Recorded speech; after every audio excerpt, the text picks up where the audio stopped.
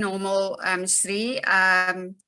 Slowly but surely the businesses are getting back to business. I don't think anyone can afford not to. I moved from Durban back to Cape Town, so I'm with my son. Okay, that's wonderful. Safer and better?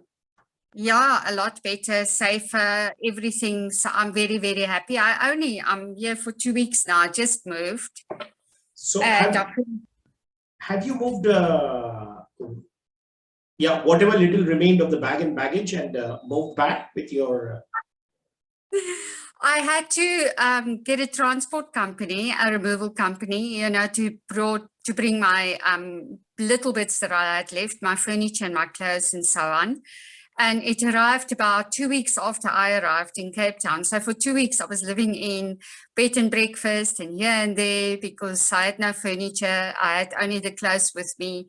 But you know what? It's all worth it at the end. And it shows you how little you need, really. True. Because I can literally now take the rest and sell it. Do I need it? It's a lesson, we don't need what we collect. Absolutely. In fact, Nagin,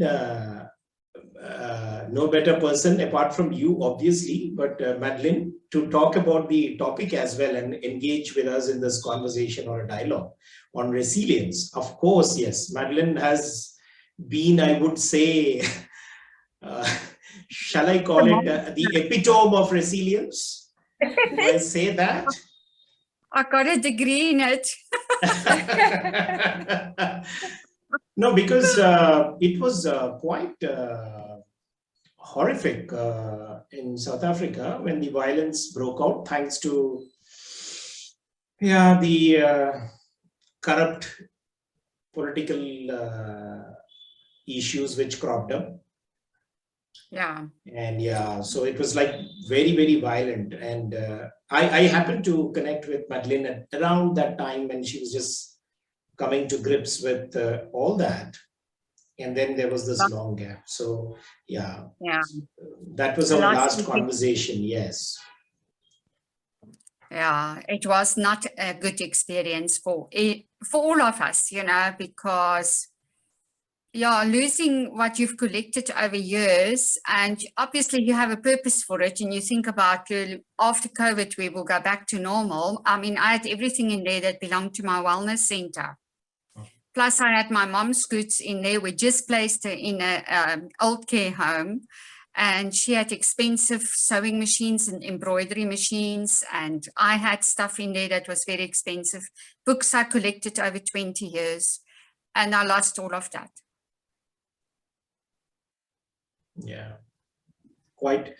But then, as you rightly pointed out, while we can't actually even imagine the pain, but what you said is right, that, it also teaches you some lessons in terms of how little we need. That's a very powerful. It forced you to change your values. I changed my values, and I must say I was cross, I was mad, to say the least. It made me sick. I was so angry. We were in an environment of anger after that, and disappointment and a disbelief. You can't believe that this actually happened. And now I feel I moved past it, and I have a different view on life, and I feel different, and I don't have this view of having so much in material goods around me. We don't need it. And it changed a lot for us. So, but has life returned to normal there in the location where this happened? I didn't hear much. Actually, I was concerned as well, because after our last conversation, there was a long pause between our discussion, and we were planning to actually do something there. Then, so I was just getting a little worried in terms of what's happening in that part of the world. It's back to normal. It's quiet, and it's still at the moment, but the damage that's been done, I think they feel it now, because the businesses that they burned to the ground, as thousands of people who lost their jobs, thousands, literally.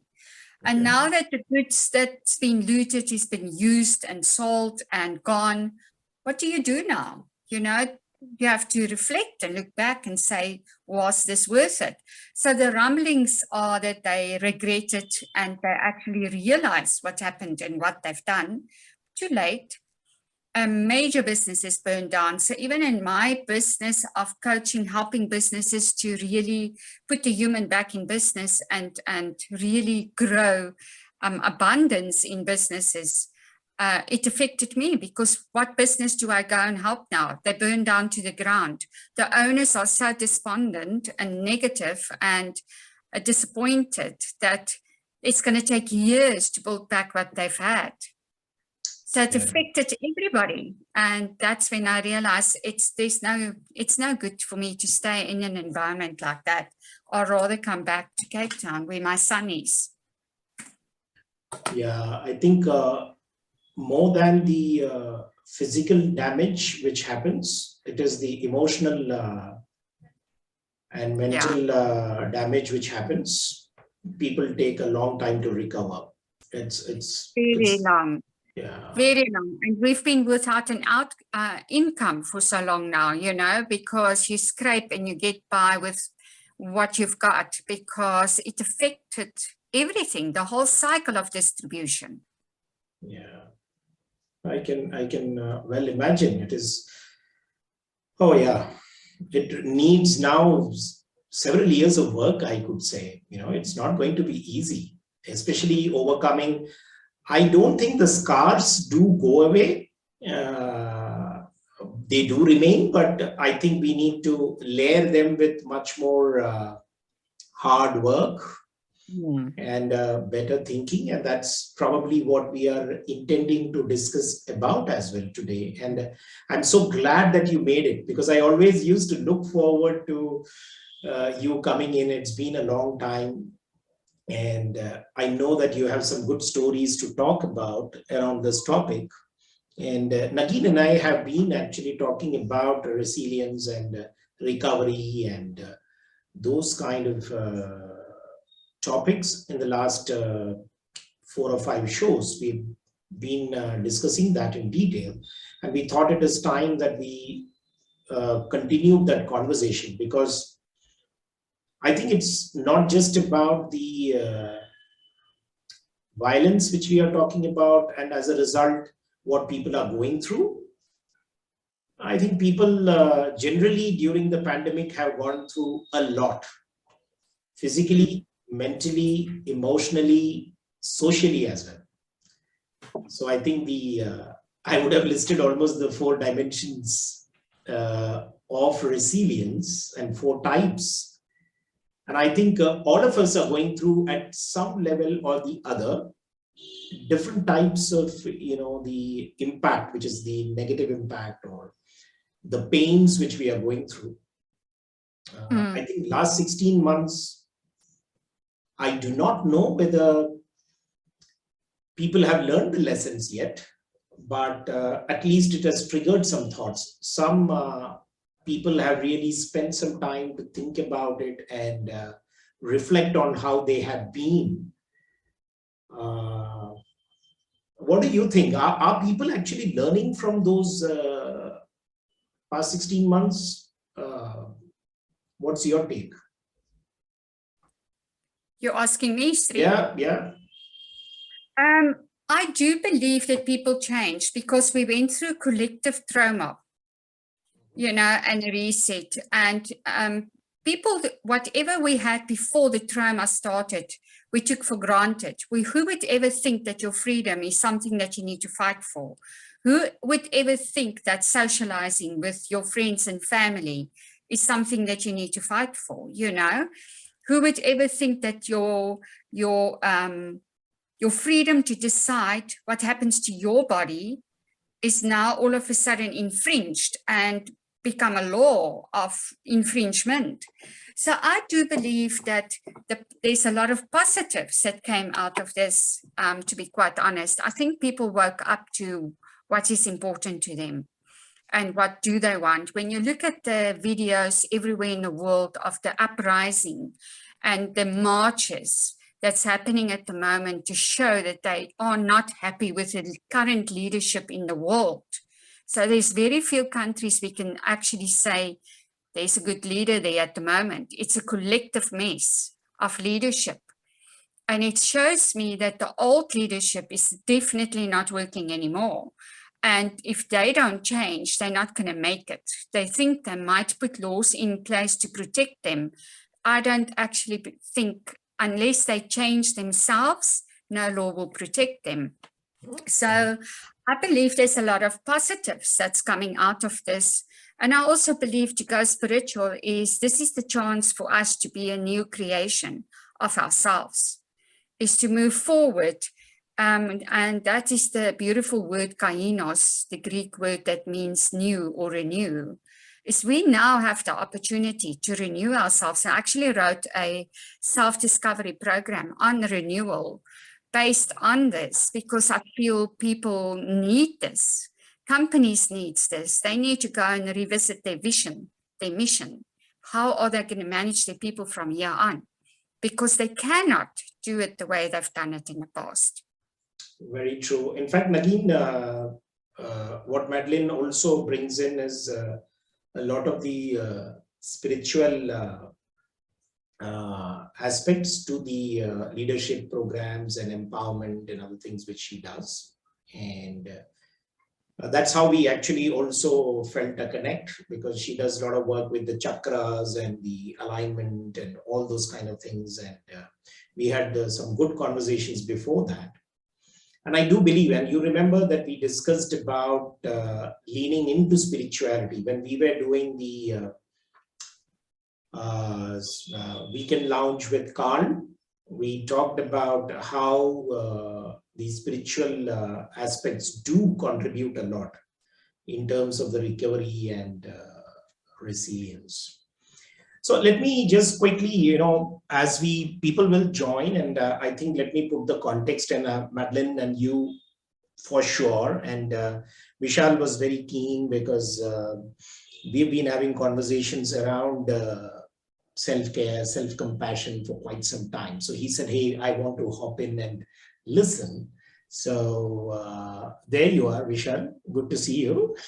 After almost a month, there's been a lot of festivities around in India. So we had the 10-day Dasera festival. After that, we had Diwali. And so we have all been putting on a lot of weight with lots of sweet, and okay, we are going. So we have enough workload for us to, work for New Year resolution. I think every year we have New Year resolutions to cut the fat which we have accumulated during this last 2 months of year, where we have and I think it will culminate with the Christmas and the New Year's Eve. So you just go berserk, and then you say the first resolution which you have for building physical resilience, you can say that. And then we resolve, but I don't know whether we really follow through. So there's time for another New Year and another series of New Year resolutions. So maybe we need some lessons there as well. So let me just put things in context so that we can converse around specifics. And again, because you've done a lot of work in that area as well, as much as so my role will be to have two wonderful ladies have the conversation as much as possible, because there's so much of lived experiences which you can share. And then I have some questions as well as we go along, and I'm sure Vishal will also have some questions to ask. So we will look at that as we go along. So let me just talk about, when I actually talked about resilience, I just said that, is it time to stop talking about resilience? When I say this, what I mean is, it's hard to, nowadays get through an average day without hearing about resilience, whether it is how we need to develop resilience or congratulating ourselves on how we already have become resilient. So we are reading a lot about resilience, talking about it, and even some people are also touting it. But perhaps I was actually getting a little bit, honestly, tired of listening to all the resilient talk. There are blogs written, there are programs being done, there are series of, lots of books which are now coming into the market, which says, how to become resilient or on resilient.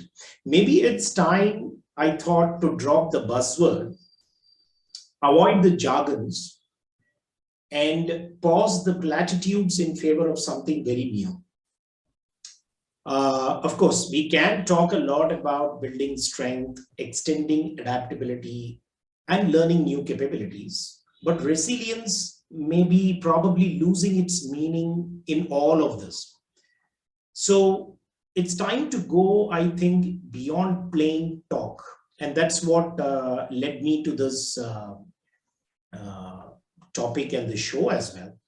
So what I'm talking about is, and I'm sure Nagin and Madeline, both of you have also been doing a lot of work in the corporate world. We can talk about the importance of resilience both in life and business, because we've just touched upon it in our initial introductory chat. Maybe we, know someone who seems as if they can take, there are times when we see some people who can take a punch on their face over and over again, but still get back on their feet and try again. Their resilience is powerful and inspiring, and something you should focus on if people want to succeed in life. I have several people whom I see, they are down and out is what we will think, but they rise up again as a phoenix, start to work again. And I always wondered, how do they do that? And one thing which I think Madeline touched about and talked about in terms of values, personal values, I somehow felt that, and in fact, research findings also suggest that connecting to personal values, the core values, can help people to be more resilient in the face of stress. And let me just put this in perspective. For example, according to some of the resilient school leaders, the process of, for example, privately clarifying, publicly articulating, and consciously acting on our core values is a great source of strength in helping us face adversity and emerge stronger. For example, a person who lost his job, all of a sudden, the income is stopped. I'm just giving one example as to how the values, core values, can come into play when we talk about resilience. I was just thinking about it, as much as in an organization as a being. I was just saying, if a person loses a job and one of his core values is about love and care, he would actually draw that strength from his family, and he looks at the family and says, yeah, I need to provide for my children, I need to take care of my home, and I just cannot afford to let them down. And that being one of the core close to heart value, I think people come back strong and say, hey. So maybe that is one aspect we can talk about today in terms of how getting in touch with your values, personal values, can help build resilience and make you a little bit more stronger. So maybe spending some time looking at what are those values which we believe in. So that's probably one of the examples which I can talk about. But then we will probably look at, I think Madeline does a lot of work with regards to her wellness center, which she wanted to set up. Obviously, now it is again on the recovery stage. When we talked about the physical resilience part of it. And when we are talking about it, we can talk about how people who are fitness is one of the things, but I'm no expert in fitness part of it, but then how can that help? So the physical side of resilience, the mental side of resilience is another thing which we will talk about, and probably the two other things, emotional and social. One thing which Nagin and I were talking about, and I think very important, is that thinking about resilience as purely an individual aspect. A lot of the conversations which I hear or the talk which I see on the web talks about, yeah, you need to be resilient, you need to be powerful. It's all about you. But then I think we miss the idea that resilience is not all about being just individual. You need a lot of support network and social support as well. We cannot just live in isolation and start to deal with resilience. You need people around. So I'm actually also wanting to hear from the ladies around and those who join in as well as we go along, how the social aspects of building resilience will come into play. So how do we learn from failure and transform it? How do we work on the change dimensions? These are some of the topics which I want to ask you about, Nagin, as well, in terms of specifically looking at obviously we will not spend a lot of time on the physical side of the aspect, but if you do have, I think, please do go ahead and share it. But I'm more looking at the emotional and social dimensions, which can bring in, people to become more resilient. And the focus, why I said stop talk about resilience is it's time to act. And I think people need to stop talking and start doing, I would say, daily tasks, behaviors, which are very visible on the ground, one little step at a time to build resilience. Because we cannot just say that, I need to be resilient, and, it's not a pill which is available in the medical or the pharmacy, where you can just buy a resilience pill and then pop it in. I think people mistake, a lot of this talk around that, the lot of motivational talk. You feel good about it, but there are no specific actions. So my own experience has been that. So I would like to now throw this open for the discussion, and Nagin, your take, because you've been doing a lot of work on that, and it's been a long recovery journey, and you have all dimensions which you can contribute to, and you have definitely a program which you have been running very similar to what Madeline talks about. So I think it will be a great conversation as we go along. So feel free, and let's hear from you. Yeah, thank you, Sree. I think, as you rightly said, that resilience, people just take it as like recovery, that you go through a difficult time and then you rise back, and that's resilience. But it is larger than that. It's deeper than that. And people don't understand that resilience is actually connected to your hope. And that's where spirituality also comes in, that it's your hope, your belief in yourself and someone above you, whatever you call a god, universe, whatever, right? That things will improve, and then you start working towards that. And you cannot even, if you plant a seed, it will not grow if it's not watered, if the wind is not right. And you need to, the whole environment helps to for the seed to grow into a plant and to give fruits.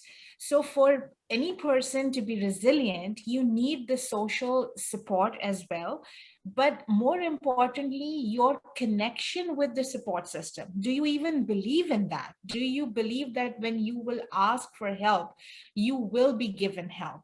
Or you will follow the directions, or you will go after the people who that will help you to, step up. Now, like for my, I'll give you my example. I'm a domestic violence survivor. So when I was in a very difficult one, it was like, in our part of the world, being married to a very influential man. And then, I had two boys, and then, like custody of boys through the Sharia law. And everything was so hard.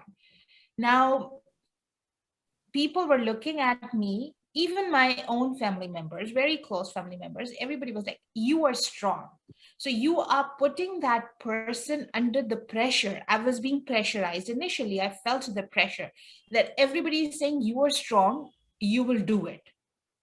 I didn't need that kind of motivational talk at that point, right? That, you are strong. I wanted people to understand that I'm a human and blood runs in my body. So I have emotions. I will break down. That's part of resilience, right? I will break down. I have to absorb what is happening around me.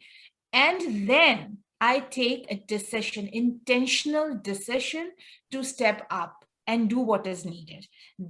So what happens is that the entire equation of resilience, people forget the whole process of a person going through the pain, living through the pain, and then deciding intentional decision to rise up is the whole process of resilience. What people see is that resilience means recover from a difficult situation, period. But it's not that simple. And I really needed shoulders or somebody to understand what I'm going through. It was like I kept everything inside me, because I knew the moment I'm going to share it with my mom, or I'm going to share it with my friends or my colleagues, I'll be seen, I'll be labeled as a person, as a victim. So that fear of being labeled as a victim, because I thought that they all think that I'm a strong person. So I wore that mask for too long, and it was stopping the process of resilience, to be very honest. I was feeling low, I was feeling incomplete. And I'm just giving my example because I know I've lived through it. I'll be able to explain it more. But this happens with every human being. If you're going through a trauma, if you're going through a difficult situation, you need to live through that moment and understand that moment. And the people around you should give you the space to be yourself, to feel your pain. And then only you can rise. Yeah, I think Because very, if people push you, like saying that, oh, you are strong, you can do it, oh, you are strong, you can do it, you kind of get into that, you wear that mask that you are strong, but deep inside you are breaking, because your own emotions need to come out, whether they are painful, whether they are tears, whether they are smiles, laughters, whatever, they need to come out. And then you start the process. As you give the example, I'll take the example of a job. When someone loses a job, now you rightly said that the person feels, oh, it's my responsibility to take care of my family. And then that person gets into that apologetic approach towards his family, that I'm sorry I lost my job. No, you're not sorry. It's not your fault. You lost your job for whatever reason is, it's not your job. And we as a family will be with you. We will work it out together. So that person doesn't have to go and raise an apology that I'm sorry I lost my job and things won't be the same. No, you don't. That's not ownership. Ownership is when you connect with your family and your family connects with you. Yes, there is no job. Yes, there will be financial issues. Yes, there can be a delay. More importantly, you might not get a job same as you were. You might have to compromise at a lower level. That's so painful. oh yeah, Because in fact, you will find a job. Let's say you are a vice president at one company, you lost your job, and now you're getting a job of a director of a particular function only. You're no more a vice president. So every day you go and you see things that are completely in contrast with what you have been doing earlier. your power, your authority, your position, you compromised it because you wanted to make money for your family or for your living. That's resilience. Yeah, I think I wanted to bring, without losing the two important things which you mentioned. One is, you know, this, the aspect of judgment and, the advice which comes in. Many times when we are down and out, we receive advice. That means if someone has already judged us and thinks that they have a better solution than the one they see us using. And what happens is, people start to critique you in terms of, you need to be strong and these kind of stuff, already imagining the fact that you are not strong. In fact, it is only a confusion which is there in my mind at this moment. I think one of that comes from our own, I would say we have not been taught to deal with our emotions, process our emotions, live with our emotions, and get strength out of it. So I always take this example of the piece of iron, which becomes strong after going through many, many degrees of heat, tremendous heat, and it just has to burn itself to become really strong and then resilient. But you know what? More often than not, as you were saying, I was thinking, people rush to offer solutions. People want quick fixes, and they may take 7 steps to resilience, a book in the store which will give them the magic mantra of recovery. But I don't think people are realizing, and only those who have gone through the fire, the trial by fire, will be able to understand that it is a long journey and acknowledge it as well. So you made that very important point, to acknowledge the reality, this is it, and then start moving from there. The other point which you mentioned, and I think very important, is the point of just plain optimism. So we seem to be always discussing resilience with optimism, and it is a kind of a, what I call it as a tone deaf optimism. People need to realize that just making some big talk about thinking optimistically, having a positive attitude, will not change anything. It needs more than cheerleading by people. It needs people to look at what are those steps which you can take.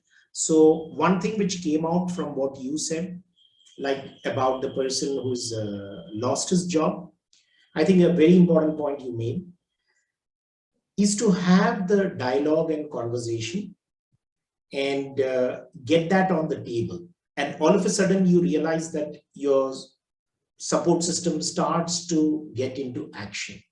It's almost like that gear system which you need to put the clutch, gears start moving, and then slowly it starts to make you a little bit more better to be able to cope. So yeah, so I just thought that I need to bring in these 2 points, my 2 cents on this about optimism. The false optimism is what you're talking about, which shouldn't be the case. Dialogue, very important. We need to have conversations. The other thing which you talked about is, the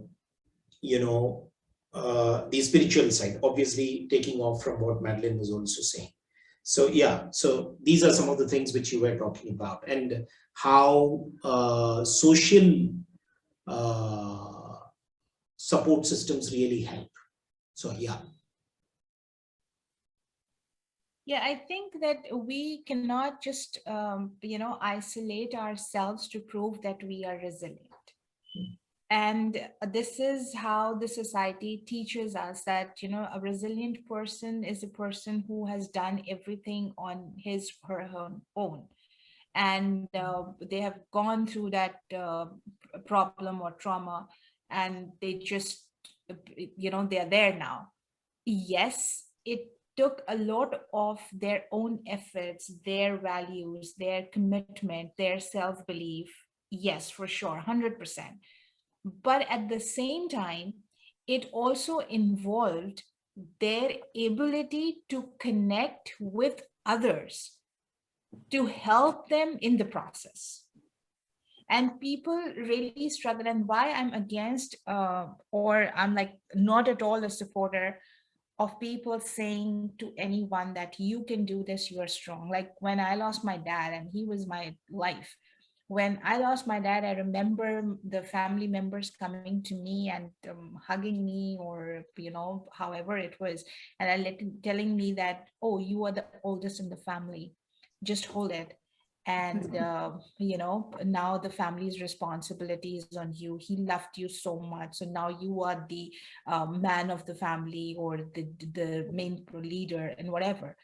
And I was like, I don't want to listen to all this, because these are the things that I know I will be, all of a sudden I'll become the head, right? That's a different thing.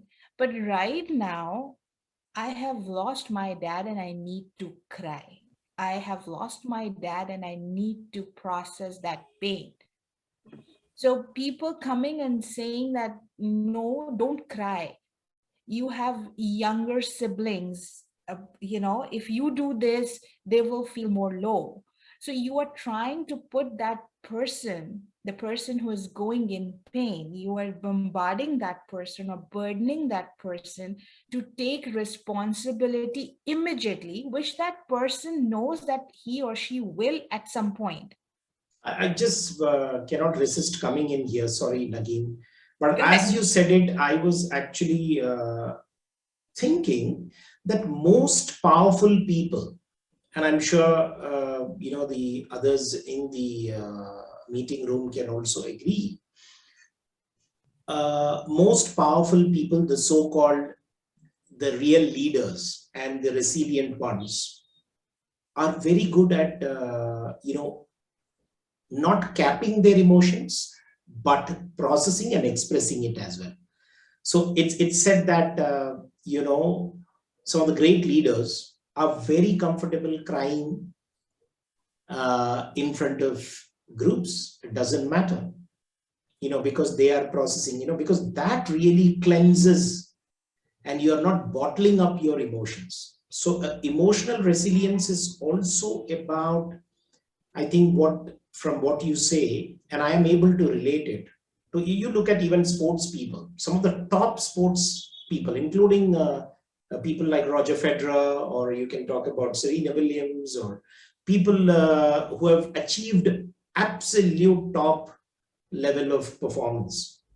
And they're so, Novak Djokovic is another person in tennis circuit, world #1, very comfortable in dealing with their emotions, very comfortable in terms of expressing themselves, even if it is tears. They are not actually, fortunately for them, they don't have people who are telling them that you are the world #1, so you can't cry.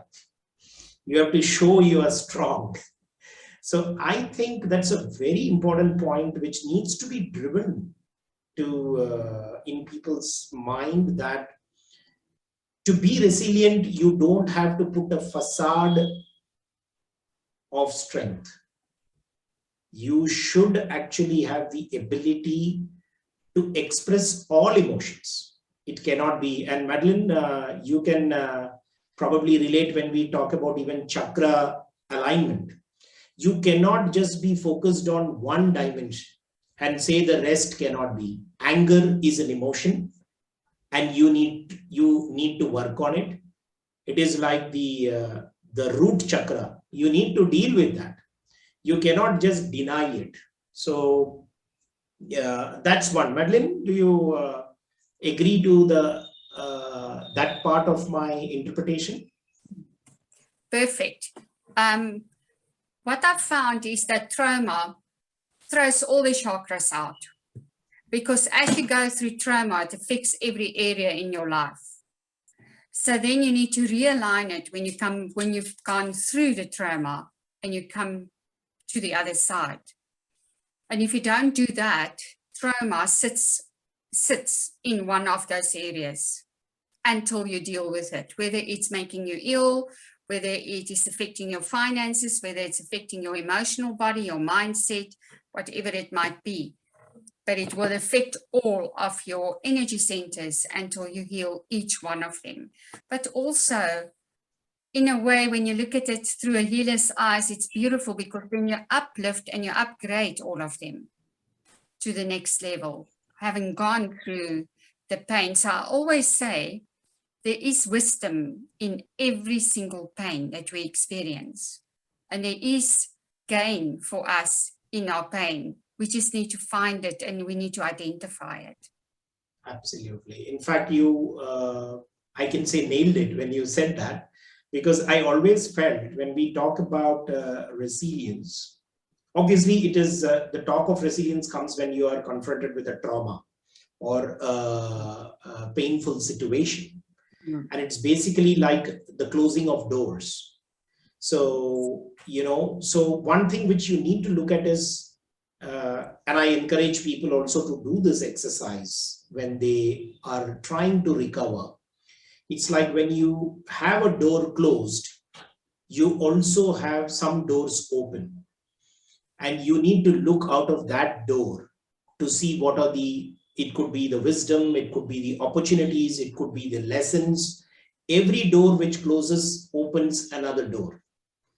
And that's how it is. When you said about even chakras, you have to keep rising, even if it is the core root chakra, which is misaligned and you're angry at people, you're angry at yourself, you're absolutely in a bad mood.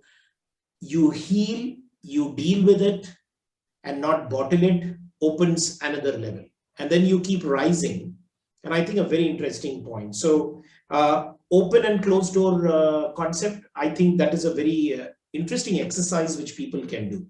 Whenever a door is closed, like for example, Nagin, you would, we discussed this in one of our previous shows, and you just mentioned it as well. So let's say one door closes.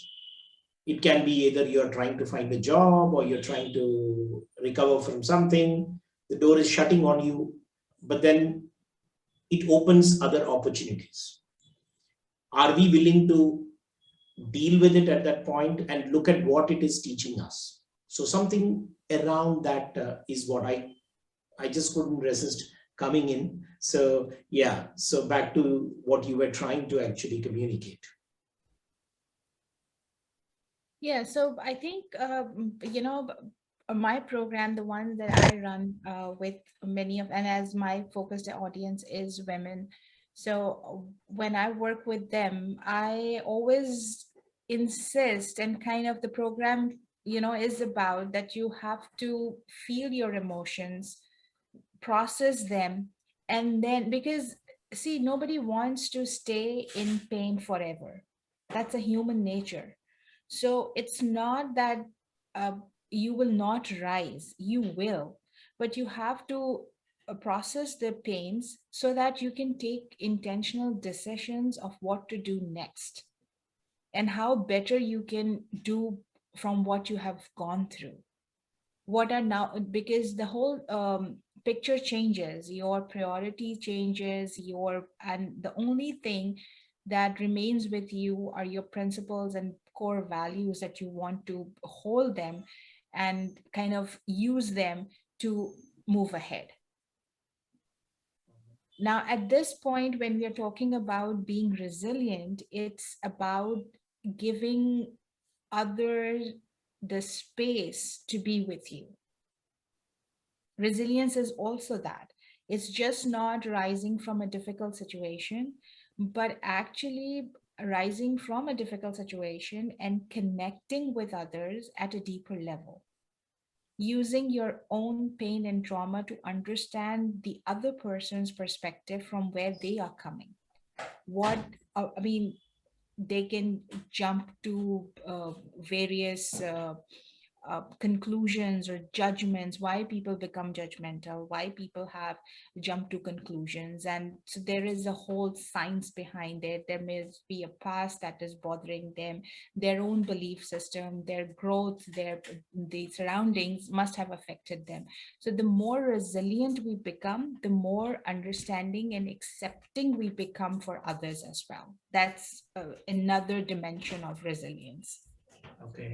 So, at this point in time, we will also switch and look at when we talk about building emotional. Now we've been talking about the social aspect of it.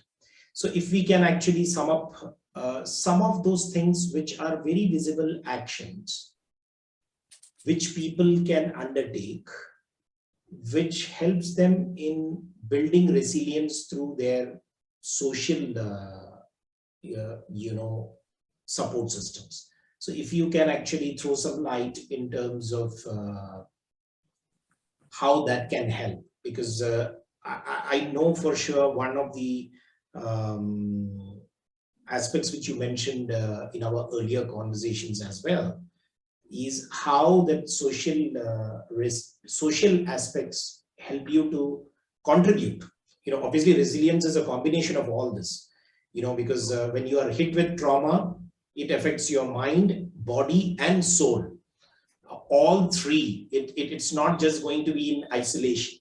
Sometimes these symptoms are given physical pain, which we go through, or it is the mental trauma which we work through, or at the same, sometimes it just goes and hits and sits deep within your soul, which is very hard to actually work on. But obviously we can do small work, start doing things in a step-by-step manner. So let's hear from you, and feel free, Madeline, also to chip in the social dimension of contributing to resilience building. See, Sree, I would always recommend people to, I call this the support system around you, people around you, as partners in believing, people who believe in you. So everyone, we all have, and those people are not the people who have been saying that, oh, don't cry, you're a strong person. The persons, the partners in believing are the people who believe that you will be able to succeed, not because you're strong, but because you can craft a blueprint to reach where you want to. You have a vision, a mission, a task to complete, and you will stick to it till the end. So, for instance, in my for my life, my boys, obviously.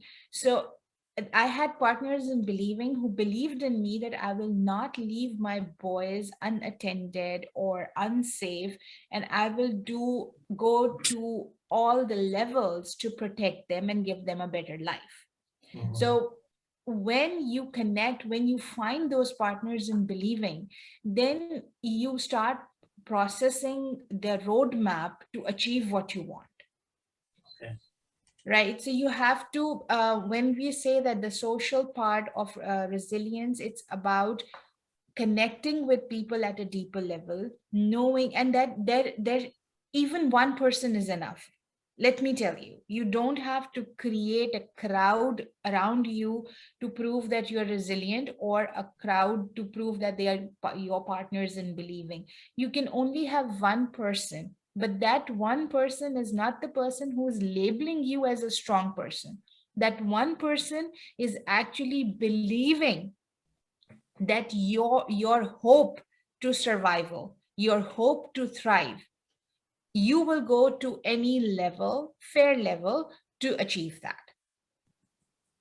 That's where, and then you start building those relationships. You would need, definitely you would need, let's say if you are at work, like, because we have an audience that is coming from a corporate environment, so culture. So if you have, you are at work, you're going through some difficulties at work, whether it's connecting with your team, or like completing a task, meeting a deadline, whatever it is, and you have not even the person should, I'm not saying it should be your boss, but any person, maybe that person could be from a different department, but that's the person is believing that you can handle this situation. So you will go to that person not to prove that you are strong, but you will go to that person to speak your mind, that these are the things I want to do, kind of advices coming in, and that person can direct you to the right person or to a direction. Oh, this is not wrong. And you can kind of pros and cons, you can evaluate your decisions, and you can, revisit your plan. So these are the things that help you to finally achieve what you want. So When I came to US City, I came with just 3 bags and 2 boys. Left everything behind. When I came here, I took an apartment, and trust me, the apartment had nothing but our 3 bags, like the basic clothes. We were making trips to Walmart and Costco and places to get things, to just start the life. Right? And my boys were part of it.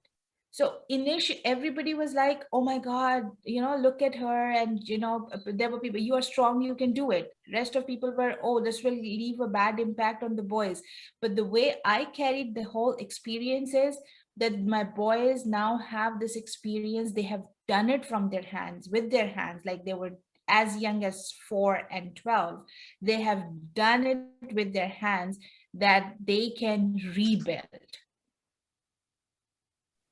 Yeah. So Right? That's resilience. What I hear from you, and I think it is almost like a Lion King moment, where Simba is absolutely believing that his father can do no wrong, number one, but more importantly, will be there to protect him. And but when he loses all his confidence through the trauma of, I think it was a wonderful, I think it touched my heart and many people's heart when you saw the movie Lion King. And it was like almost, I was in tears in the theater when I saw that, Simba, besides his father, who is dead, and after that he goes through a long period of trauma, stopped believing in himself, thought that he had no power, thought that he had lost everything, and he was not even a lion anymore. And but he had totally, from, and very rightly put, it need not be. Many times people think it is all about doing it alone. He goes on a long journey in the wilderness. I remember the story so well and vividly. And he actually gets support from a totally different, it's not family in the sense we call family, or the near and dear. Sometimes, it is always said that, the immediate support group, but people mistake immediate support group just as family or close friends. But in that movie, I saw that, the meerkat and the boar, Pumbaa and the gang, how they believed in Simba, and then slowly the recovery started. And it was not easy. And I think I am able to relate when you spoke about going along with your boys and landing up with 3 bags, and I'm sure it was a Simba moment for them as well. So they believed in you, and in turn that spurred you on to do all you can to recover from some of the trauma which you went through. And Madeline has equal and powerful, and it is probably, sorry to keep coming back to the same horrific situations, but fresh in her memory. So, and I think she's already on her way, because she's already been doing these kind of work. So what's your Simba moment been? Madeline, the question is to you. Simba moments this year, Sree, because I went to Durban to I want to touch on this. I grew up in a domestic violence home where I'm the oldest and I used to take up all the responsibilities of the parents. So, and looking after the siblings and the responsibilities at home. And I started to cook and clean at the age of 7 already. And I really had no childhood. So the impression that my family got of me is I'm strong. I can handle anything. And that's always be the impression. And what it did to me is, yes, it was my driving force to become successful because I didn't want a life like that. So my success breeded in that space. But what they never ever realized is that I'm actually human. And that I am not the strong person they think I am or always want me to be for them while they are not there for me. So when my sister called me at the end of last year and said there's a problem with my mom, she's not well, she's concerned, I thought about it and then I thought, okay, let me go and see what's going on. So as you know, I moved to Durban and I left my son in Cape Town. He's 24. I thought he's an adult, you know, he's got his own life. And I will go and sort out what needs to be sorted out and I will look after my mom. And a week into living with my mom, I realized it's not going to work because my mom never changed as the person. She changed in a way, but not, when you get deeper, she never changed as the mom that I knew as a child, but I thought she did. So within a week, I realized this is a bit negative for my soul. I'm too sensitive for this. Now you must remember, they see me as strong and I cannot cope with this. Anyway, so I stuck it out until April this year, and then I couldn't handle it anymore. And there was an incident from nowhere. I don't want to go too much in public into the detail out of respect for my mom, but this incident showed me that I can never do this. This is just, unless I want to sacrifice me in total, I cannot do this. So I moved out. To everybody's surprise, because they thought I am the person who always looked after the family. I'm the one who took all the responsibilities, the financial responsibilities for all, and everything else. And they thought, well, she's there, she's taking over, we can take 10 steps back. It's not our problem anymore. And my mom can treat me any way she wants because I'm here forever. And there I move out. And I stood up for myself and I said, I'm sorry, this is not for me. And I moved out and I found the most beautiful cottage, and then I found the right place for my mom, and I helped my sister to go through a divorce, which was not on any plans of me when I moved away from Cape Town. I mean, this was not even in my vision. So I had to stay in my faith, knowing that I got guided to go there, to see what I needed to see, to learn what I needed to learn. And then I got pulled back to Cape Town, knowing I finished off outstanding issues. I've realized the wisdom I've learned from it is, do not expect other people to treat you the way you want them to treat you, but accept the way they treat you and decide for yourself, is that for you or is it not for you? Because you do not need your toxic people in your life if you really don't want. And there's a lot of deep lessons, but in the process, I've lost literally my old life. I've lost my goods. I've given up who I was. I feel much more grounded within myself. I couldn't work because I had so many personal problems to sort out and to do and to focus on. It was one move after the other. And I organized all the moves. I paid for all of that, you know, out of my humble savings, whatever you want to call it. And then I ended up, I don't have an income, and I ended up paying for everybody. And I said to my son when I got here, and here's 25 boxes of my clothes, small boxes of my clothes and the bit I had and a little bit of furniture. And do you know, I helped everyone packing and moving into the places they needed to be. But when I moved now, there was not one that even asked me, can I come and help you just to pack one box? on a Saturday night or whenever. Not one offer, no help, no financial help, nothing. Not even, are you okay? Are you fine? So yes, I didn't feel like a lion anymore. And when I reached Cape Town, I was burned out. I was tired.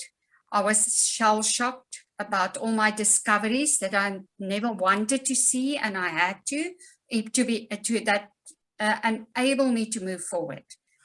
And also I'm in a position where I'm living with my son, which I never thought I would. You know, it was always the other way around, which is a beautiful experience, by the way. You know, I'm not complaining. And he needed me, by the way, and I didn't know it. So every time I spoke to him in the last month before I moved, I started to cry. And then I just got the feeling I need to get to Cape Town.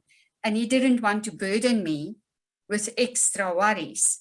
So when I got here, we sorted some issues out, serious, that could have been very serious issues. Anyway, be it as it may, what I have left of that is kidney infection, because that's what happens when you bottled up all your emotions. And she's so right in saying this is what you need to deal with. You need to feel it. And if you don't, it sits somewhere in the body.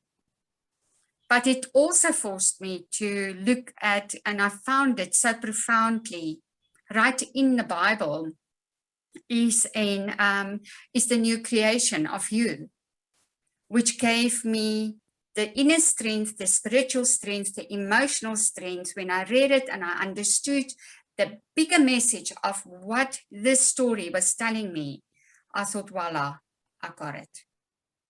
So I reconcile, and I will move forward with a new life and tapping into my spiritual giant within me for my inner strength to move forward.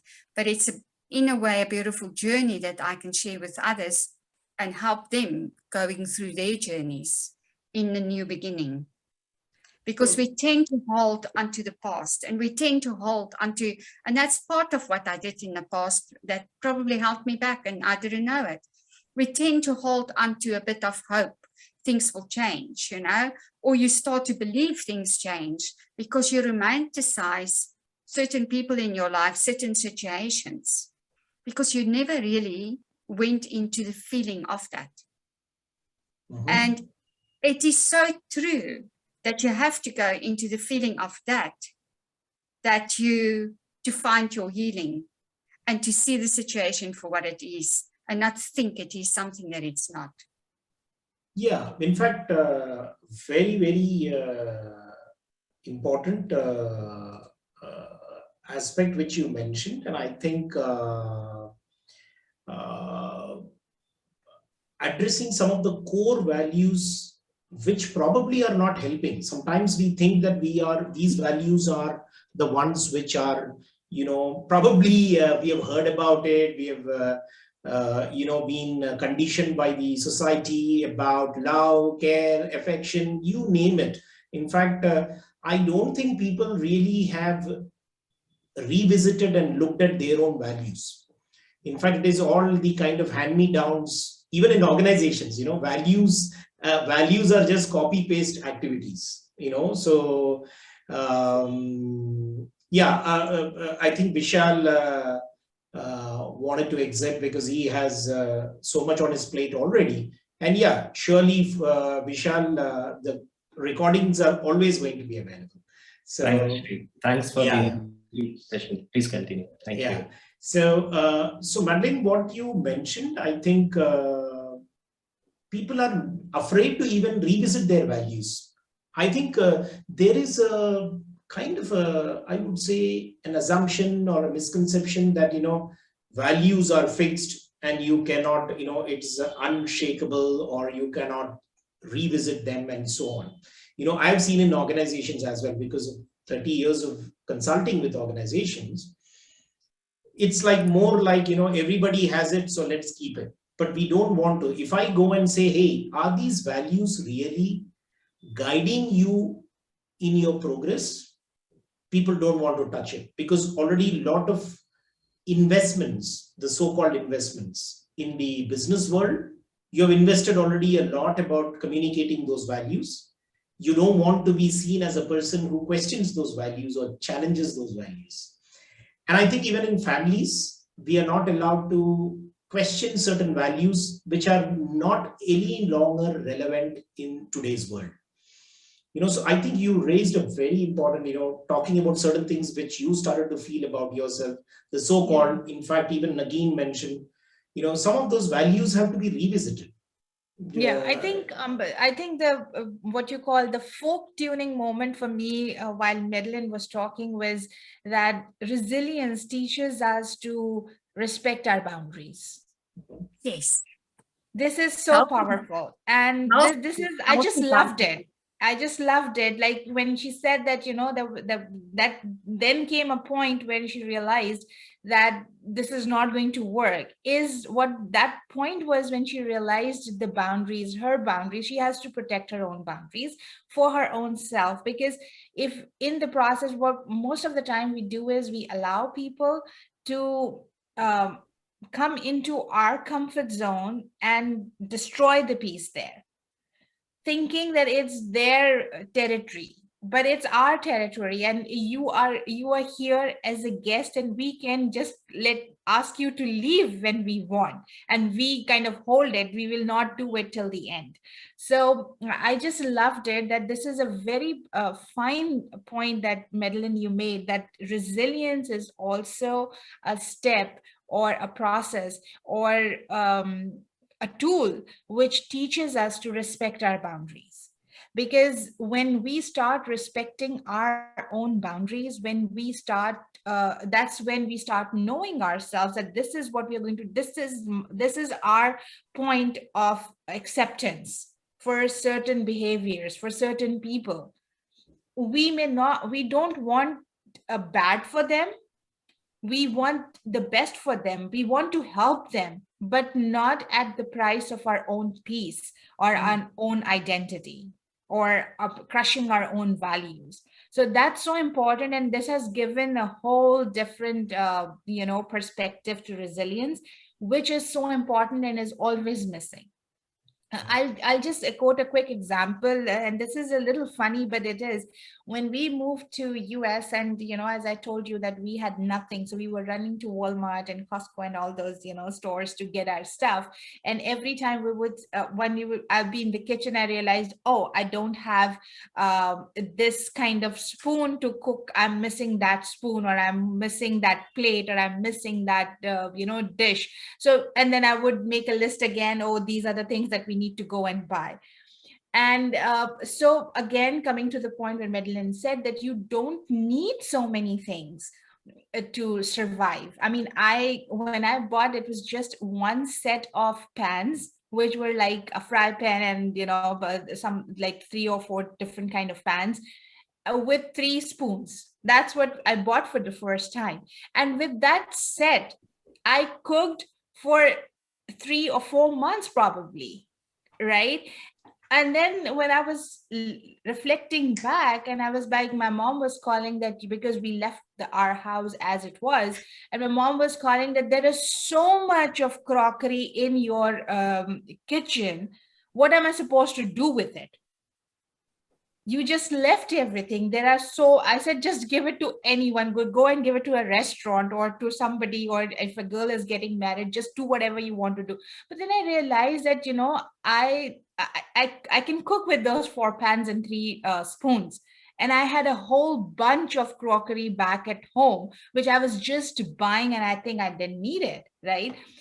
Again, what happened is that my little one said, and he was at that point, he was just 6.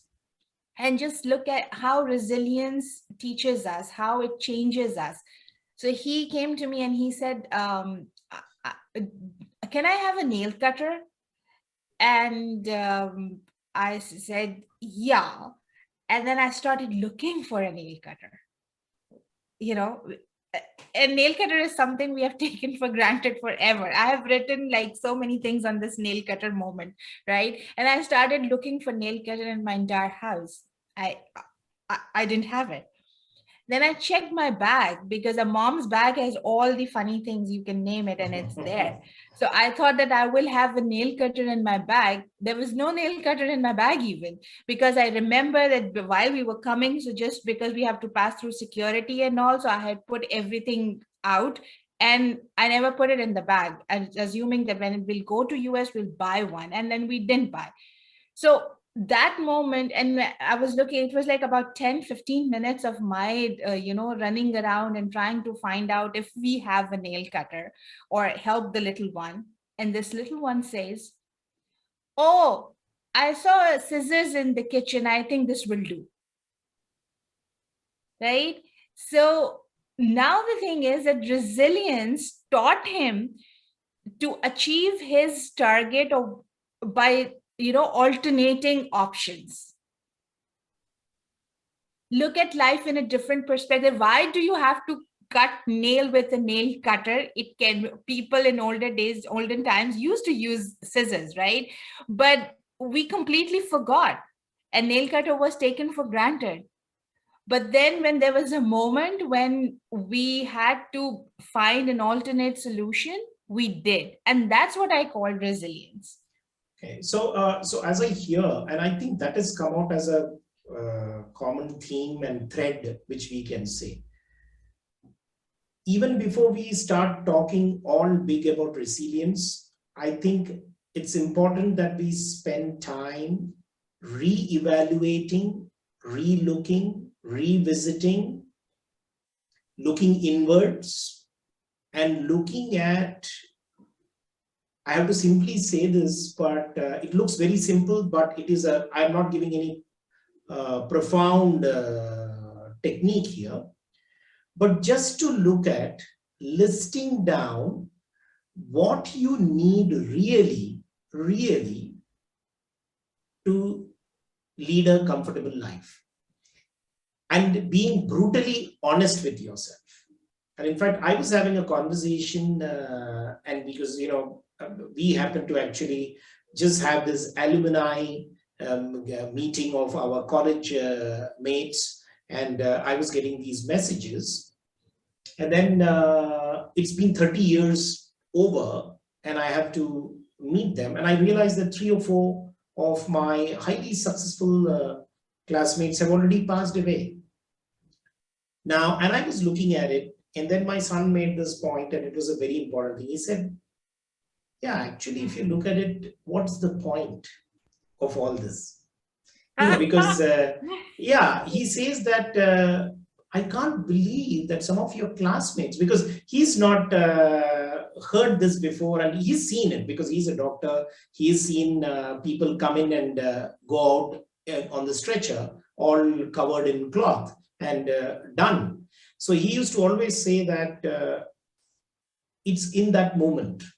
And if you just be in the moment and look around, you will actually see how little you need to actually live a happy life. Because there are many, even in our room, when we sit and look at it, there are many gadgets which we have not been using. There is a painting on the wall which we have not seen for a long time, but it exists around us. And we spend thousands of dollars hanging it around and went to the best to find the best paintings. We've had furniture, probably we've put it in the store and not even looked, but we spend a lot of time searching for the best furniture piece. And then it's only when, as Madeline really brought in, and I could relate to it because we did have a long conversation around it. All of a sudden, when everything is burned down, and you still move on, because as humans, I think we will move on irrespective. And that is when that moment teaches us in terms of what exactly do we really need. And I think one of the things which I have felt for myself is I used to say that, whenever you are down and out and you felt that absolutely devastated, I always encourage people to write 10 things which have been wonderful in your life. Just do that writing. And I say that it looks very silly that you need to carry a book and write. I say just write down 10 things which have really happened very well and you are happy about. And those are the only possessions you will ever need. And I have seen 9 out of 10 times, people don't write about money. People don't write about all the material stuff and so on. People just write about some of the, it could be like, I've seen people writing, okay, I'm happy that I'm healthy. I can breathe, I can see, I can smell, I can taste, I have limbs, So in fact, out of the 10, there will be at least 6 or 7, which are mostly not material stuff. It could be family, it could be spiritual, it could be that wealth which we talk about. And I'm sure a lot of people also, after a tremendous amount of trauma, say that, okay, I'm glad that I survived and I have a life. At least I have so many people who are dead, but then, so like Madeline said, if it is a few bags, few boxes, and then you realize that that's very little I need. And it's not about, yes, you will be angry, you will be feeling bad that, all that you have built in the last 20, 30 years, has come to naught. But then it teaches us very important lessons. And I think, are we willing to really learn the lessons or wallow in the pain of that situation? Keep this thing. So if you really want to learn the lessons, I think it's a powerful thing. So if I have to ask both the ladies here, if you can let the people who will listen to the video transcripts when I share it, if you can list, we talked about 4 types of resilience. And one is the physical resilience. How do you build it? The mental one, the emotional one, and the social one. If you can actually highlight 1 or 2 very simple but actionable stuff, we don't need jargon and big talk. If we can, because you have lived experiences and both of you have been kind enough to share those experiences in this platform, if you can give our audience 2 steps, 3 very visible steps and simple, which they can start doing today, here and now, which can take them on a journey of resilience. And all 3 of us agree that it's a long road. It doesn't happen overnight. It's not a pill which we can take. So Madeline, I would, as a guest on the show, definitely, I would want you to kickstart and give us, 2 or 3 with your years of experience. Sree, it's difficult. I would put it this way. When resilience knocks on your door, it means there's an area in your life that needs to be revisited and reviewed. And what is it telling you and showing you to do? Now, most people I find, they don't do that. They only look at the pain that they experience in emotions at the moment, and that takes over. And it creates more pain and more pain. And so now you start another journey. So what I've learned now is when resilience knocked on my door, I immediately looked at it and thought, what is it showing me? What do I need to do to finish this so that it doesn't come back again and rear its head again? And I've learned so much from that because I am not emotionally invested fully in it at that moment because I'm analyzing it. I want to understand it and I want to understand my role, the other person's role, whatever's involved in here. And it made it so much easier for me because when I understood it and I got clarity on that, I didn't take the pain personally, although it still hits you because you're human. You can't divorce yourself from that, and it won't be a good idea to do it anyway. But it showed me what I knew and what I didn't want to know. It showed me what lingered in my life and held me back. And it actually robbed me of my joy and freedom, literally my whole life up to now. So when I realized the situation for exactly what it is, without shame, without guilt, this is my situation I need to deal with. And this is my mom, and this is my sister, and there's nothing I can do about it, you know, but I can now change how I deal with it.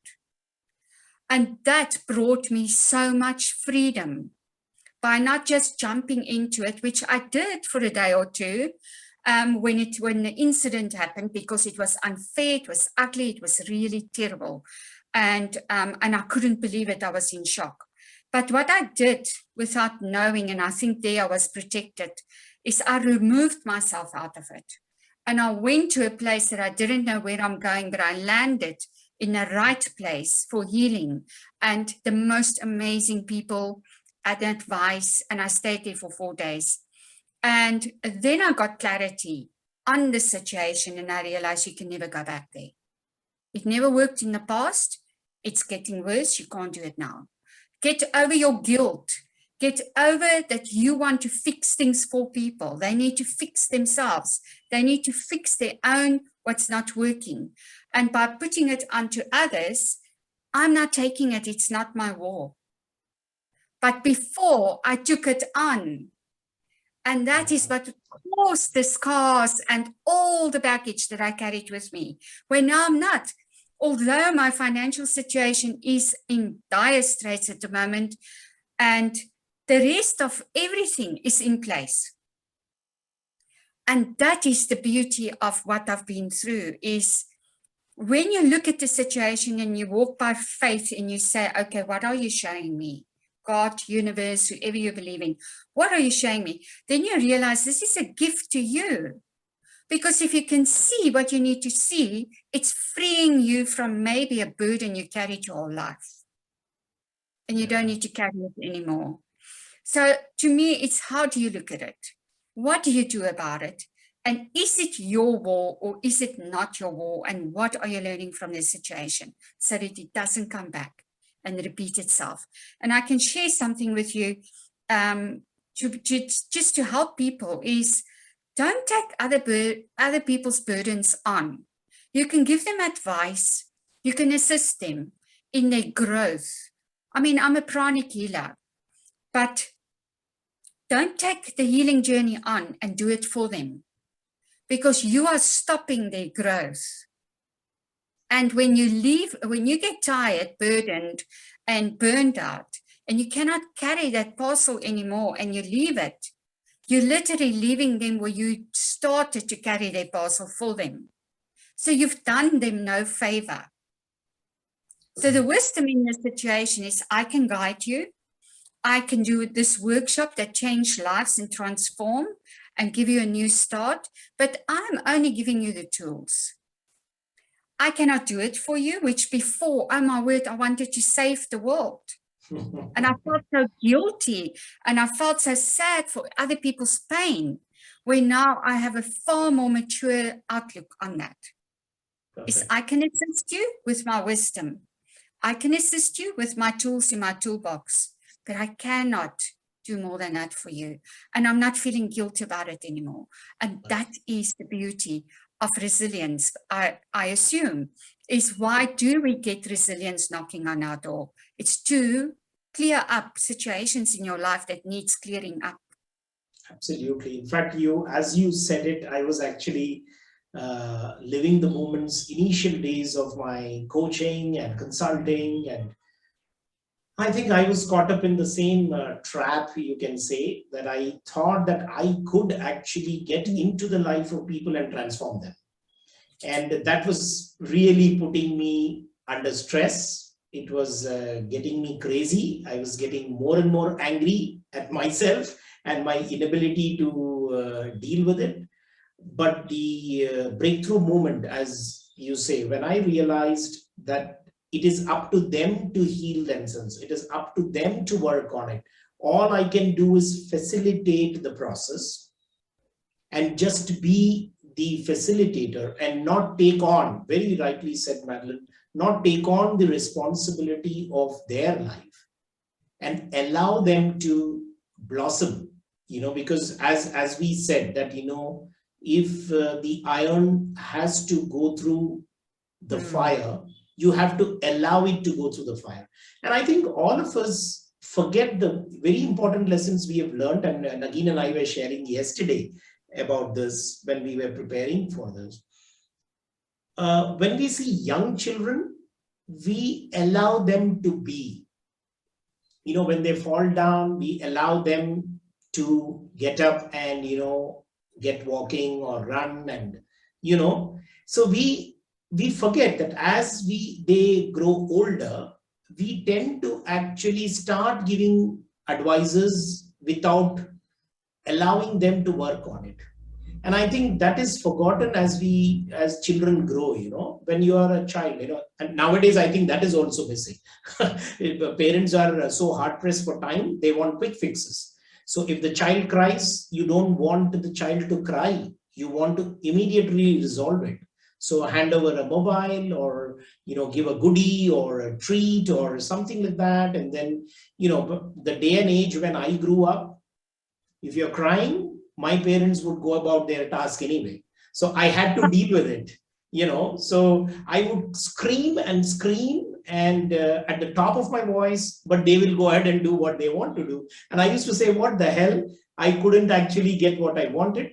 So what did I do? I went back and did it myself instead of crying. But today, I think the millennials and the Gen Zs and others, really, so much of talk about resilience is happening because there are parents who are not having time to invest in building that resilience in them. They want a quick fix, instant gratification, you can say. That, so that's why people end up in all sorts of mess. So I see 3-year-olds handed a mobile phone because the parent has some other work to do. So you just switch on some Cartoon Network and then hand over the mobile. And you're not teaching the child to figure out for themselves. Very well said in terms of what you guided, saying that allow people to be. Nagin, your take there? What are those which you would like to suggest? Yeah, I think you both covered all the points about resilience, what we have been talking, but I would just take a moment here and say that, see, we as human beings, by nature, by default, it's how we are born, that we are resilient, each one of us. And that can be seen when, as you gave an example, that when a child starts to walk or, learns to crawl and walk. So the child falls a million times and then steps up and do it all over again. So it keeps trying. So resilient, we want to do things to achieve what we want to do. That is given. If a child wants to walk, and so it will do that no matter what.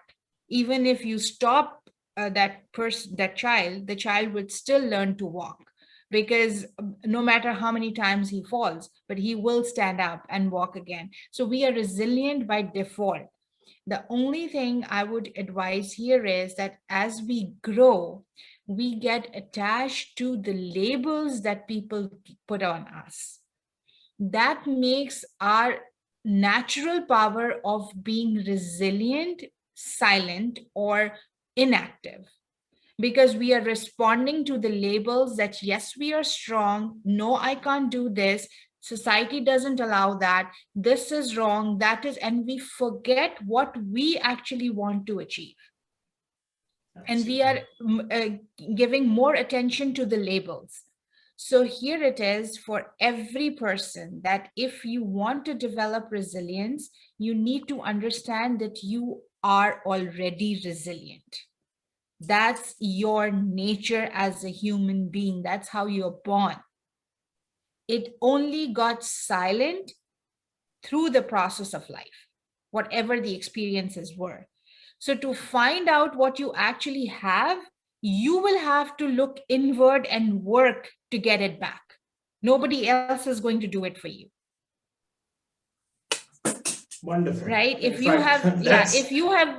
have lost your money, or you have kept your glasses somewhere, you would find, because you will have those things navigating, oh, I kept it on the table, oh, it was there, it was in my bedside, must have lost in the washroom. You try to put the map there, that where my glasses were, because they are your glasses, and you know where you must have kept it, or why, or at what moment you had forgotten them. Wonderful. Yeah. That helps you to get it back, right? So similarly, your resilience is your resilient. You are born that way. So you just have to find it back. It's yours, and you are the only one who knows where it is. Nobody else would let you know about that. Wonderful. Nobody. So, even our programs will just help you to, like shake you up, that go and see there. That's all we are going to do. But you have to walk and open the doors and, lift the carpet and do whatever and find what is yours, that is within you. Absolutely. In fact, I think both the wonderful ladies really brought in that aspect of the inner work which is required. And I think both your experiences which you shared highlighted it so very well. I think that's where people can start. I don't think we need to say much. In fact, we need to be mindful of our situation. We need to know what it is teaching us. And as Nagin, you said, and with the experiences which Madeline also shared, resilience is already embedded in us and given. But it is that label. And I think Madeline also gave the example of how she was actually under, probably those labels actually started to overpower her thinking process. And when she started to question that, absolutely it was a kind of a voila moment, eureka moment, you can call it whatever, but that really changed perspectives. And I think that really is the essence. When we talk about road to resilience and how we can begin, I think what I get from our conversations, and it is not a conversation which can end by these statements. I think we have enough and more to give. But then I realized one thing, that resilience is with everyone. It is not to be found in books and stores. You need to discover, revisit, reevaluate, relook, go inwards, and go back to where it is and find it yourself. And but yes, you need your other faculties to work well. You need to spend your time in building your physical fitness, because if your fitness is gone, it starts to affect others. So we are talking about the alignment which we are talking about.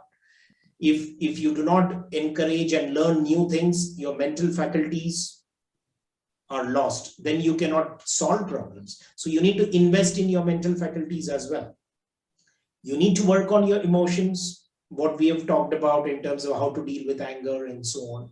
We need to definitely, as Madeline was also mentioning, she set out and she met wonderful people. It need not be family and immediate friends who sometimes we think will be our so-called social network and support network. And suddenly you realize that, as Madeline said, nobody came to even pack one box for her.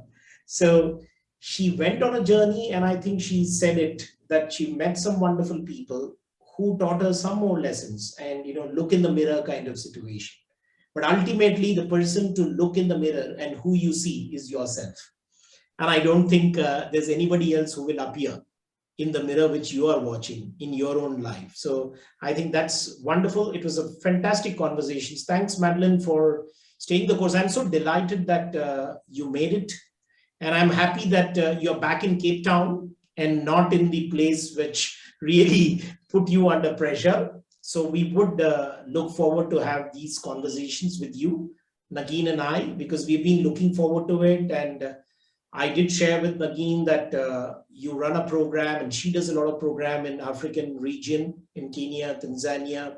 And then you have some programs. We can combine to create something which can really contribute and at least be facilitative to the people around and empower them. So thanks very much for joining the show. Thank you. Delighted Thank and you for look creating forward. this platform. Yeah. Thank you so much. Thank you. Thank you. Thank you very much. Thank you to all. Yeah. Thank you very much, Madeline. Thank you. Have a great day. You too. You all do. Yeah. Namaste. Namaste. Yeah. Namaste.